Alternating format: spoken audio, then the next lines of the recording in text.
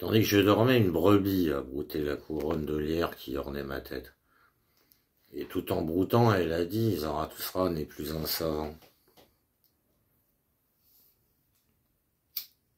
Elle l'a dit et s'en est allée dédaigneuse et fière. C'est un enfant qui me l'a rapporté. J'aime à être couché, là où les enfants jouent, près du mur délabré, sous les chardons et les pavreaux rouges. Sous les chardons et les pavreaux rouges.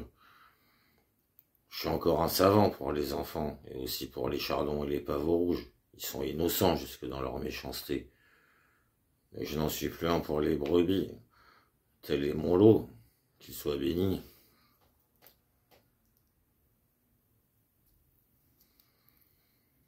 Car ceci est la vérité.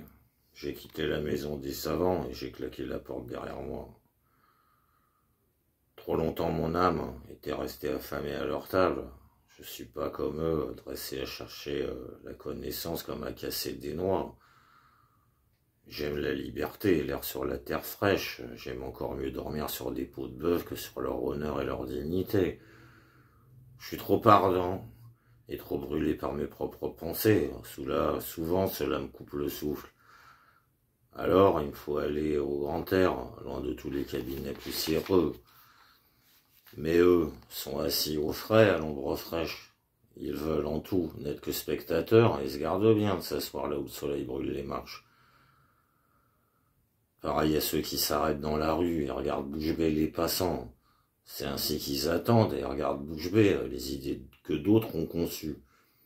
Les touche-t-on avec la main, ils dégagent de la poussière tels des sacs de farine, et sans le vouloir.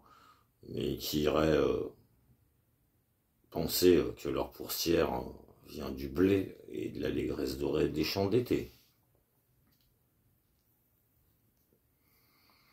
S'ils ont l'air sages, je frissonne au contact de leurs petites sentences et de leurs petites vérités.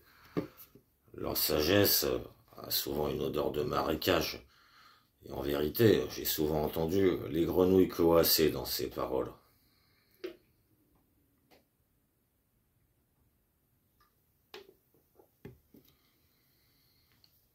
Ils sont adroits, leurs doigts sont malins.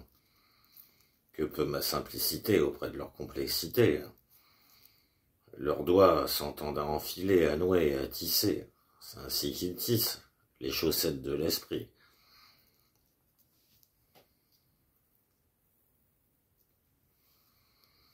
Sont de bons mouvements d'horlogerie, pourvu qu'on ait soin de les remonter comme il faut. Ensuite, ils indiquent l'heure honnêtement, tout en faisant un bruit discret. Ils travaillent comme des moulins et des pilons, qu'on leur jette seulement du grain. Ils s'entendent à moudre le blé et à en faire une poussière blanche. Ils surveillent mutuellement les doigts. Ils surveillent mutuellement les doigts.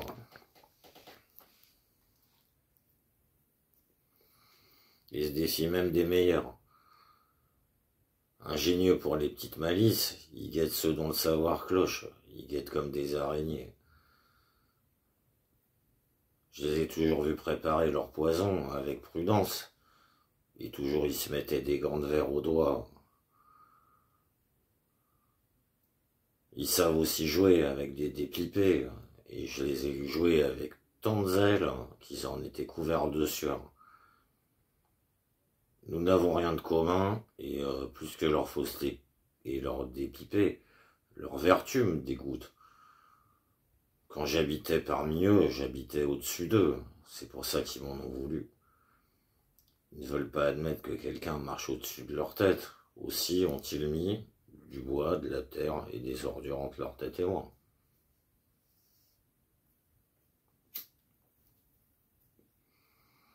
Ainsi ils ont étouffé le bruit de mes pas, et jusqu'à présent, ce sont les savants qui m'ont le moins bien entendu.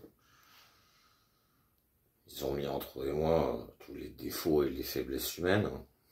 Dans leur maison, ils appellent cela un faux plancher.